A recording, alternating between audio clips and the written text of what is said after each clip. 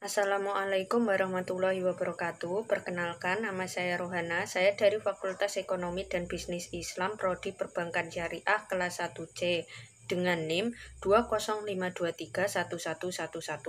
Di sini saya akan melaksanakan storytelling yang merupakan tugas dari mata kuliah Islam dan Budaya Jawa. Storytelling kali ini mengenai perjanjian Giyanti. Sebelum saya lanjutkan ke storytelling mengenai perjanjian Giyanti, saya ingin bertanya kepada kalian, apa kalian pernah mendengar istilah perjanjian Giyanti? Pernah belum? Kalau saya jujur belum pernah. Ini untuk pertama kalinya saya mendengar istilah perjanjian Giyanti, yaitu semenjak mendapat mata kuliah Islam dan Budaya Jawa. Mungkin dulu saat SD atau SMP, bahkan SMA mungkin dalam pelajaran sejarah ada ya istilah perjanjian Giyanti. Namun mungkin saya yang kurang begitu memperhatikan atau memang belum ada sama sekali. Langsung saja kita lanjutkan ke storytellingnya ya teman-teman. Tadi apa judul storytelling hari ini? Judulnya yaitu mengenai perjanjian Giyanti. Apa sih yang dimaksud dengan perjanjian Giyanti? Perjanjian Giyanti merupakan sebuah peristiwa besar yang terjadi di masa silam. Perjanjian ini merupakan sebuah segitiga politik atau kesepakatan politik antara Pakubuwono III, Pangeran Mangkubumi, dan juga Perserikatan Dagang Hindia Belanda atau yang lebih dikenal dengan istilah VOC. Perjanjian Giyanti terjadi pada tanggal 13 Februari 1755. Kalian pasti bertanya-tanya mengapa perjanjian tersebut dinamai perjanjian Giyanti. Ya enggak? Iya pasti. Saya juga awalnya bertanya kenapa namanya Giyanti, saya gitu. Tapi sekarang setelah saya mendengarkan dari YouTube dan juga membaca dari Google, saya sekarang sudah tahu alasan mengapa diberi nama Giyanti, yaitu karena lokasi penandatanganan perjanjian itu di Desa Janti atau sekarang lebih dikenal dengan Dukuh Kerten Jatiharjo, Kabupaten Karanganyar, Provinsi Jawa Tengah. Dalam pelafalan Belanda, ia disebutkan sebagai Iyanti, sedangkan secara tertulis terbaca sebagai Giyanti. Itulah alasan mengapa perjanjian tersebut dinamai perjanjian Giyanti.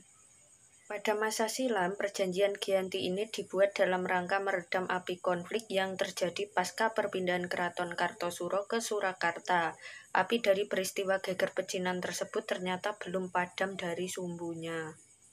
Untuk itu, Mangkubumi yang membantu Pakubuwono II mendapat hadiah berupa sebidang tanah dari Pakubuwono II. Namun, luas tanah yang diberikan oleh Pakubuwono II tersebut menimbulkan kecemburuan. Salah seorang pangeran mengeluarkan ketidakadilan terkait hadiah tersebut kepada Gubernur Jenderal Baron van Imhoff. Kemudian, sang Gubernur Jenderal di Batavia tersebut mengeluarkan keputusan bahwa tanah yang diberikan oleh Pakubuwono II tidak jadi dimiliki oleh Mangkubumi. Diceritakan juga bahwa Mangkubumi itu berbincang-bincang dengan Pakubuwono II. Mangkubumi itu mengatakan, daripada lungguh, tahta saya dikurangi, lebih baik buanglah saja saya sampai saya tidak bisa kembali lagi ke tanah Jawa. Kemudian setelah Mangkubumi selesai berbicara, Pakubuwono II memberikan uang saku sebesar 3.000 real, seraya berkata, kalau uang itu untuk jatah makan anak buah Mangkubumi. Kemudian pada malam harinya Mangkubumi itu pergi bersama para prajuritnya dan sejak itu juga terjadilah perang Mangkubumen yang endingnya itu puluhan ribu prajurit Belanda dan prajurit Jawa tewas.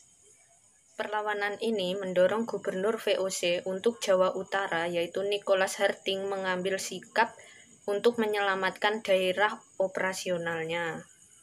Harting melakukan perundingan dengan Pangeran Mangkubumi dan bersepakat dengan keinginan Pangeran Bumi yang juga hendak menjadi penguasa tanah Jawa.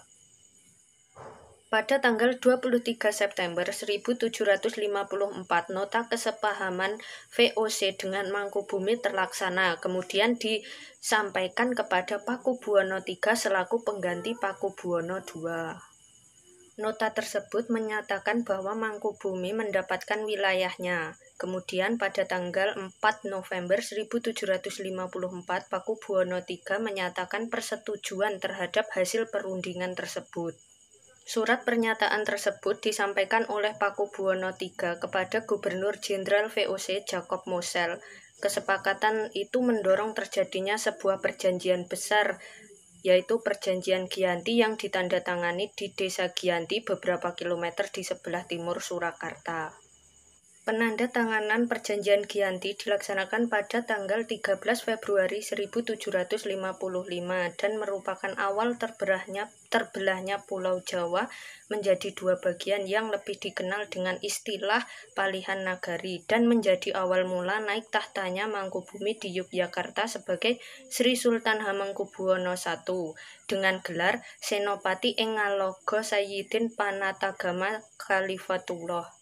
Profesor Djoko Suryo, seorang sejarawan UGM, mengatakan bahwa pada tanggal 15 Februari 1755 ada pertemuan untuk meneruskan bagian aspek atribut-atribut keraton, antara lain keris yang menjadi pusaka raja itu diserahkan kepada Sultan Hamengkubuwono I.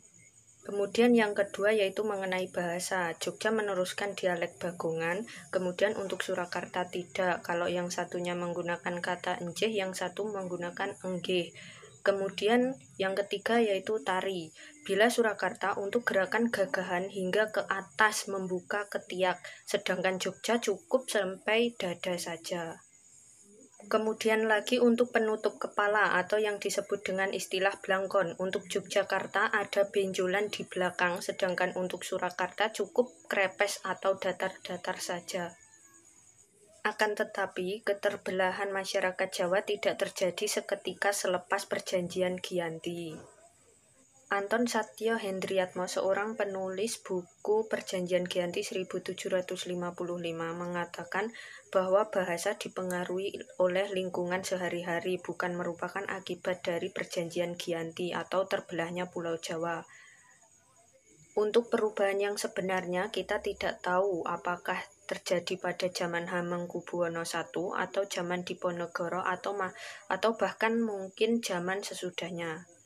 Perubahan tidak terjadi begitu cepat dalam kurun waktu 1, 2, 3 tahun saja, mungkin sampai 30 bahkan 50 tahunan. Proses pembagian wilayah dan aspek-aspek lain seperti bahasa mengalami proses panjang yang berjalan seiring waktu. Anton juga menyimpulkan bahwa tidak disebutkan wilayah mana saja yang terdapat pada pembicaraan yang berkembang pada zaman itu. Hal yang tidak merinci itulah yang akhirnya menyebabkan atau menimbulkan rentetan-rentetan peristiwa. Misalkan saja ada wilayah Jogja, namun sekelilingnya adalah wilayah Solo. Kemudian ada wilayah Solo yang sekelilingnya itu wilayah Jogja, yang mengakibatkan konflik antar daerah. Pasca Perjanjian Giyanti, Raden Mas Said atau yang lebih dikenal dengan Pangeran Sambernyowo yang dahulu membantu Mangkubumi masih terus melakukan pemberontakan. Pemberontakan tersebut juga menuntut hak sebagai penguasa wilayah. Gerakannya dilakukan pada Oktober 1755. Sambernyowo berhasil mengalahkan VOC, kemudian Februari 1756 juga hampir membakar keraton di Yogyakarta yang baru saja didirikan. Setelah terjadi perang bertahun-tahun, akhirnya VOC menyudahinya dengan Perjanjian Salatiga yang dilakukan pada 1757 yang membuat tanah Jawa kembali terbagi menjadi 3 bagian. Sambernyowo mendapat sebagian wilayah Kasunanan Surakarta atau yang disebut dengan wilayah Kadipaten Mangkunegaran.